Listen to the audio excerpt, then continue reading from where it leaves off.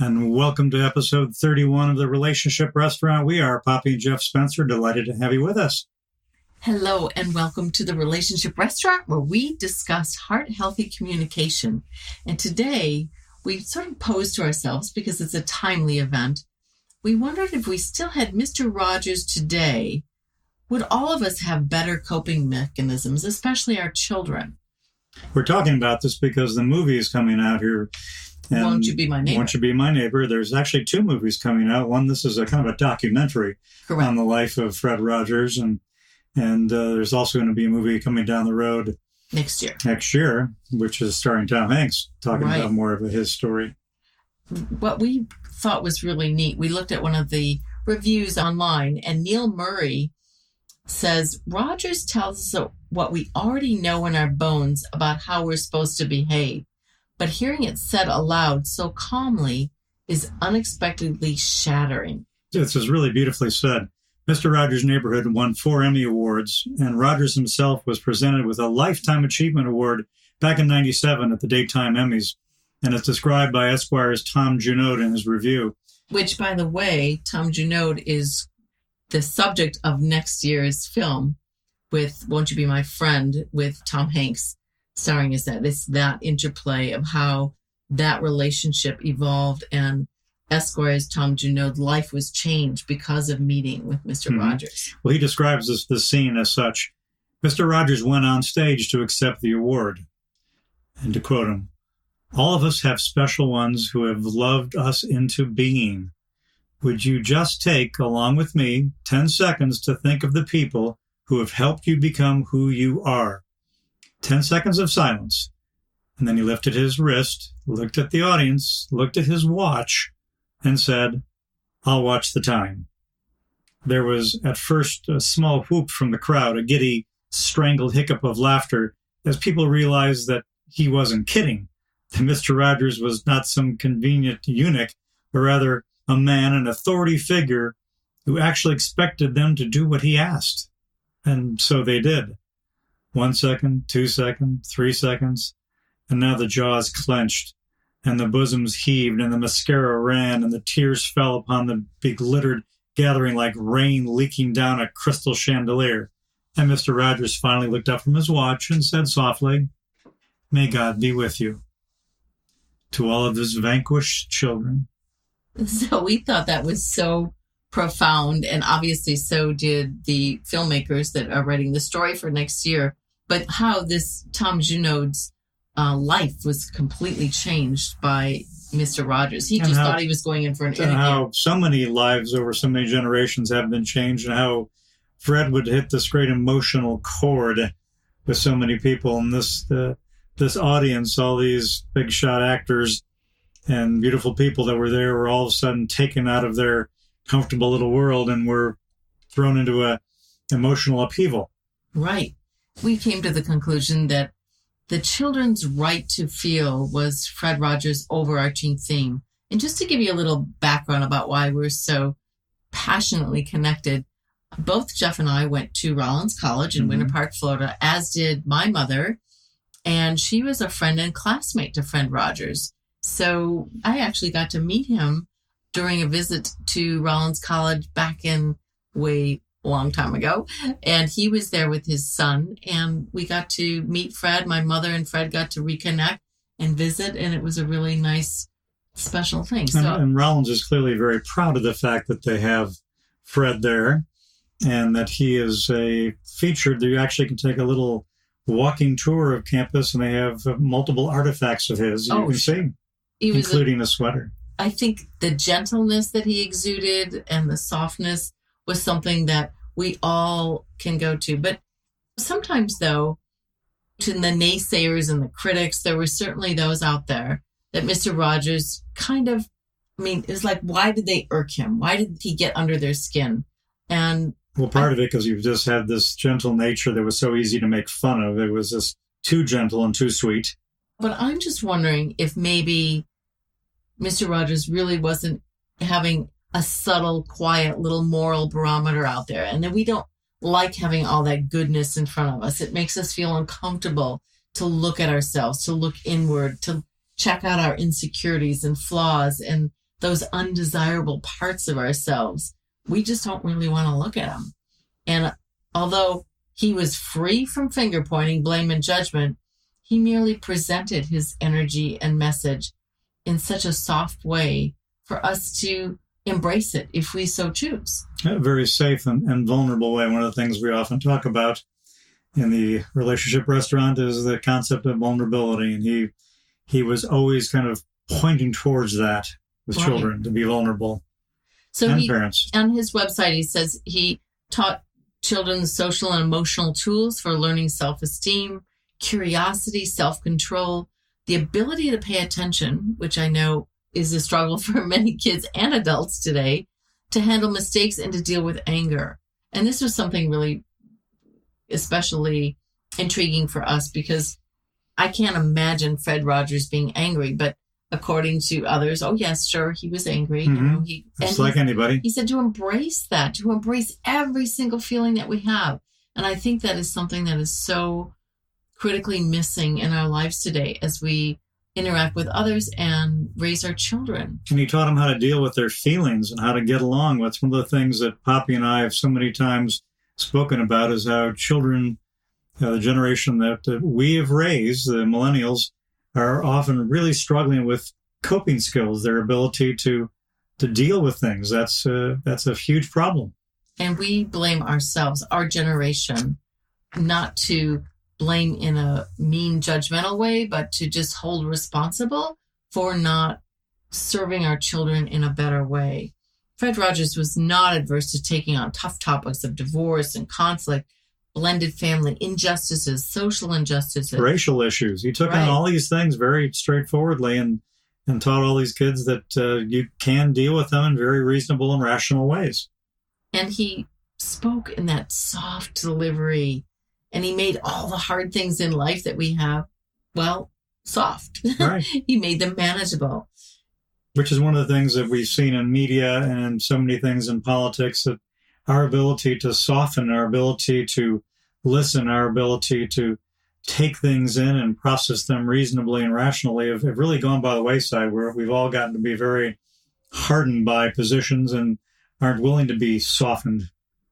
You know, in psychology, I was starting to say, when I was getting my master's of science, we talked about the terminology of a holding space. And during my years as a registered art therapist, I often counseled many clients who came to our sessions with tremendous angst and grief. And it was my job to hold that space for identifying issues and concerns, for reflections, revelations, so that the client could safely examine their feelings and thoughts in a safe place. I often refer to myself as the container for that emotional observation, a sort of emotional petri dish. And I think that's what Mr. Rogers did for millions and millions of people all over the world. He held a safe place, that holding space, to explore and examine all of life's challenges and threats. And so we wondered if Fred Rogers were alive today, and certainly he has his website, his Fred Rogers production company that is fairly new, that evolved from the neighborhood, and he's got many shows still on TV, all of his iconic things. If he were still alive today, what do you think he'd say about kids today and the proliferation of devices? The handheld devices that we see every single young person kind of bury their face in these things. We believe Fred would praise the technology as a wonderful thing, a wonderful tool that can give us anything. He would talk about, it's wonderful. You can now talk to, no matter where you are, you can talk to your friends, your family. You can call your mom, let her know where you are. If your dad's traveling on a trip, you can talk to him. You can talk to him face to face. You can have and let you be in touch, and you can find out anything. You can get any piece of information you want.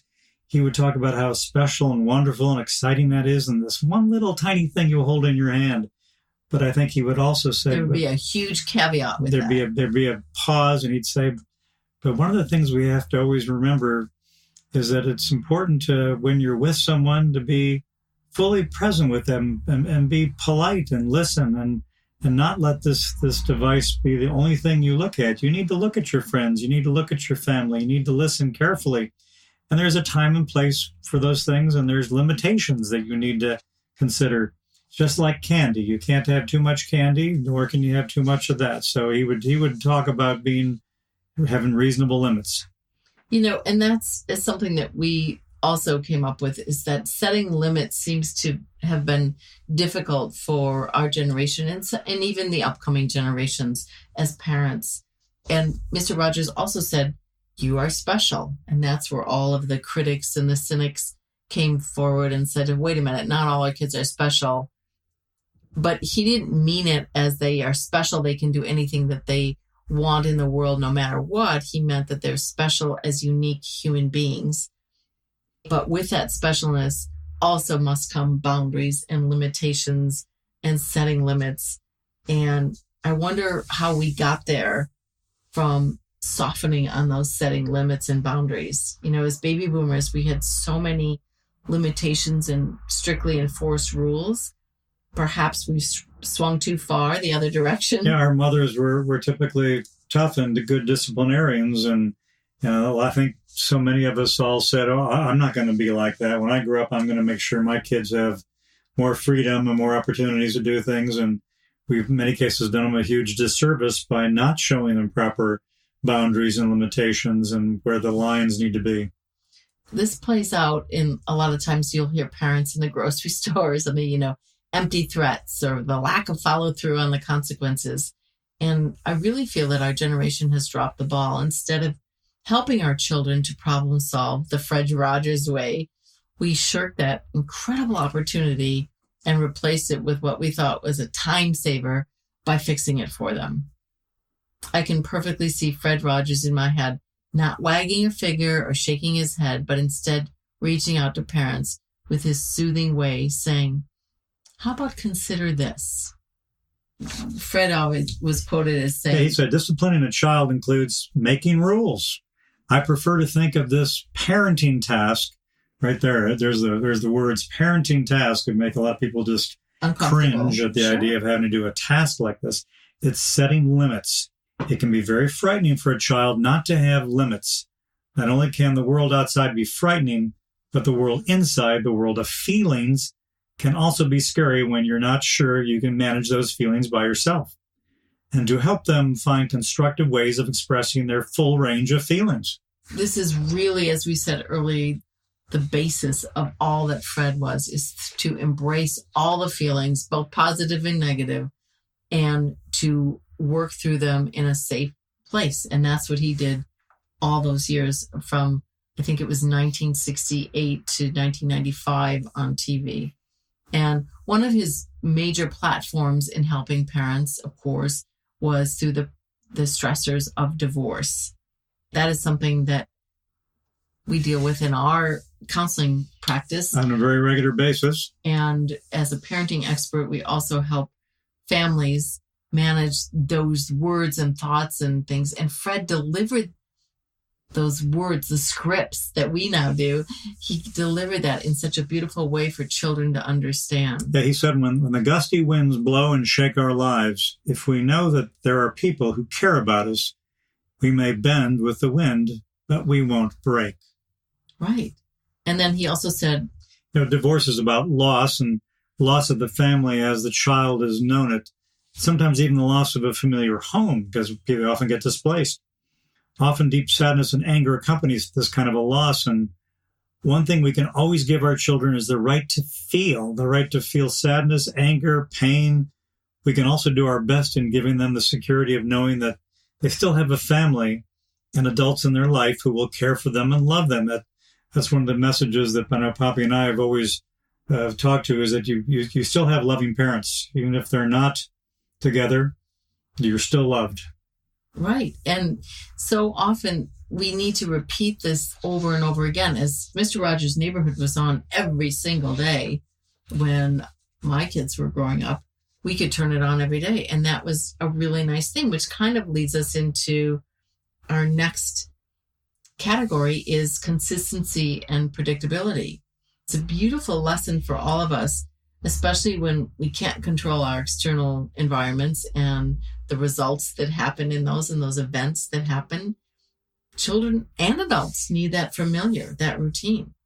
Why does Mr. Rogers change to a sweater and sneakers? Yeah, that's the classic opening thing that we've all seen and know how he comes in with that little sweater and puts that on and has changed his sneakers. And Mr. Rogers' Neighborhood takes place in a television house, a set. He stops by there during his workday to visit with his viewers.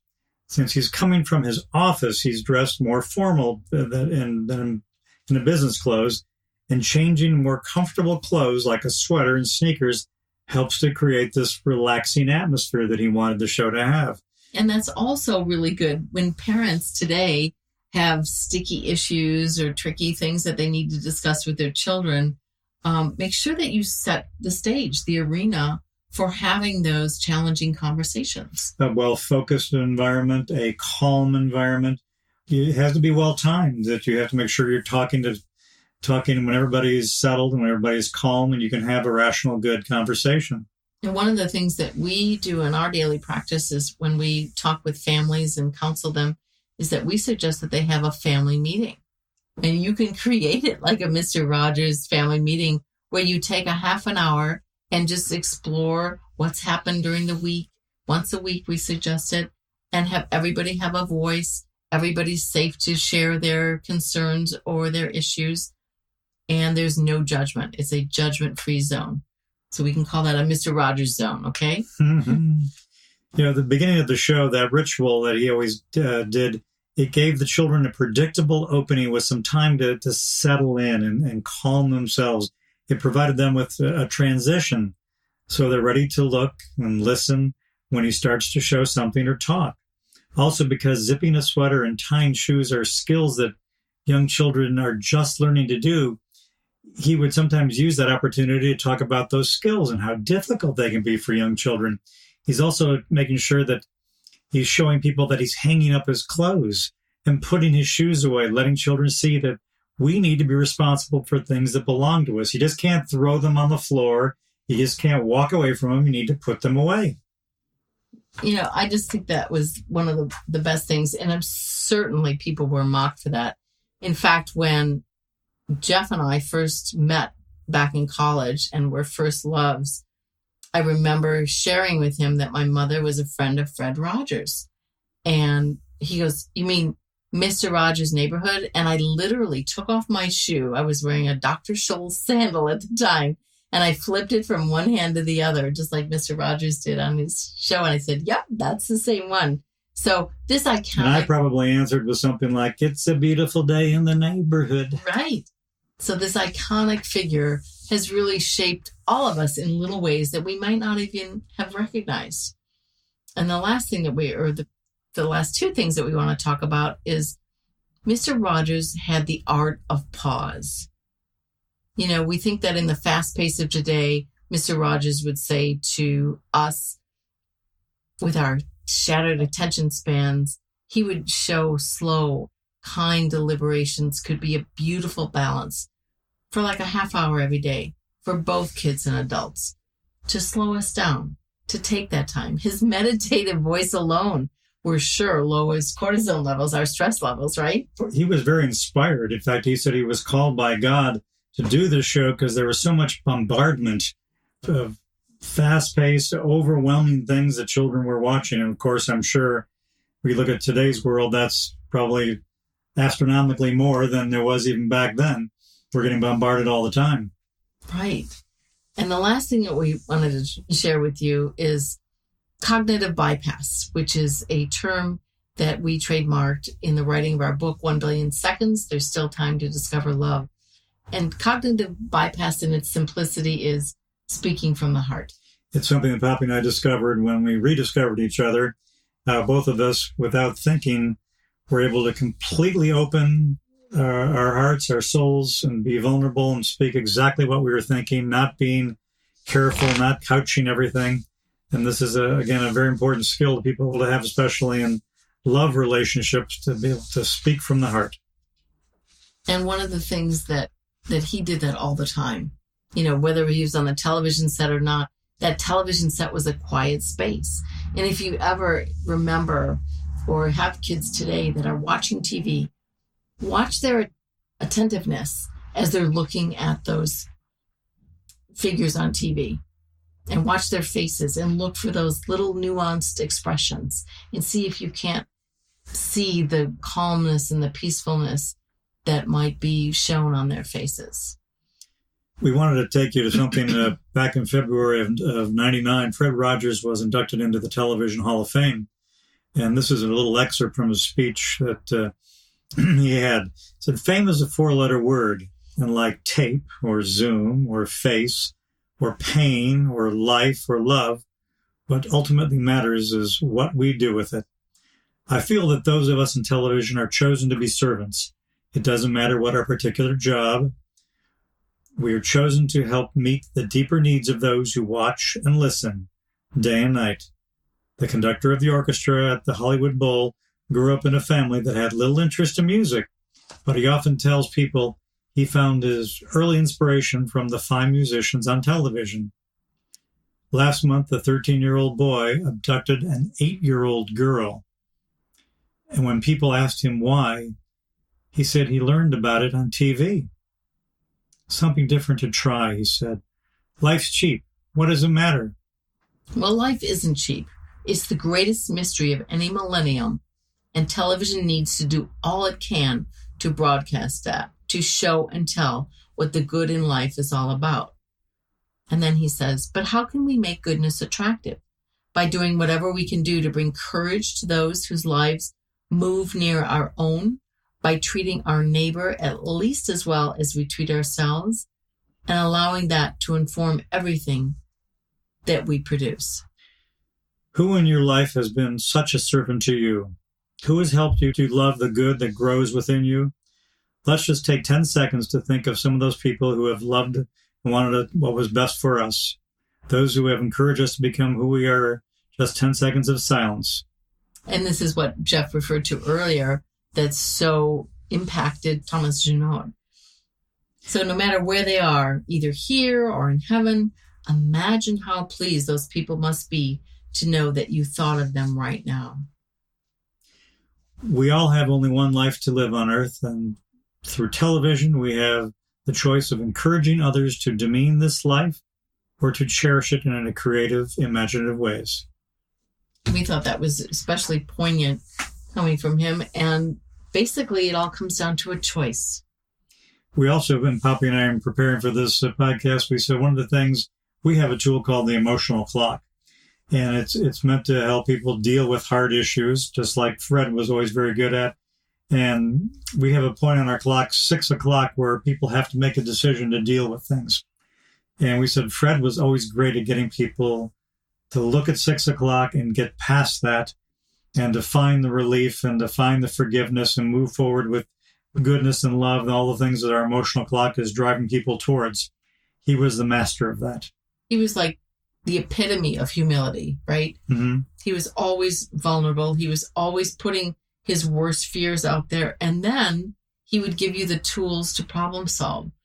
And I think what we could do as parents and adults and coworkers and children today is to really embrace that philosophy and that attitude and go into even challenging, scary situations with vulnerability. And you start by saying, I'm afraid I messed up, or I'm afraid you're going to be angry at me because I messed up, or I don't know how to approach this subject and I'm afraid. Will you please help me?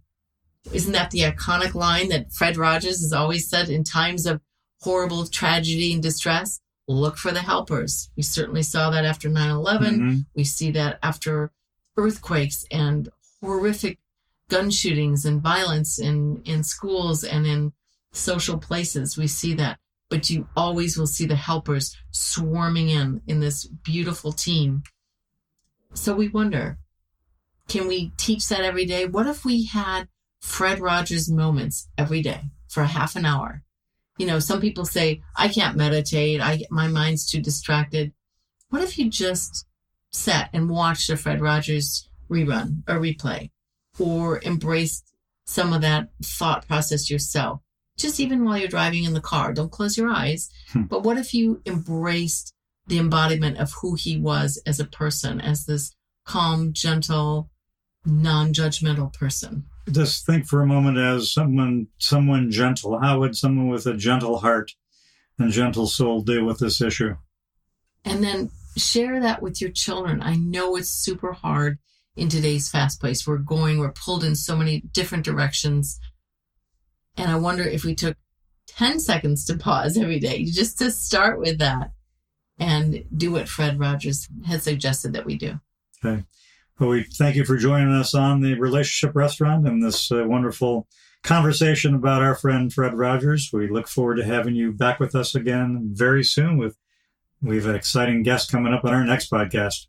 And you can find us on the Relationship Restaurant podcast or on our website, poppyandjeff.com. That's POPPYANDGEOFF.com.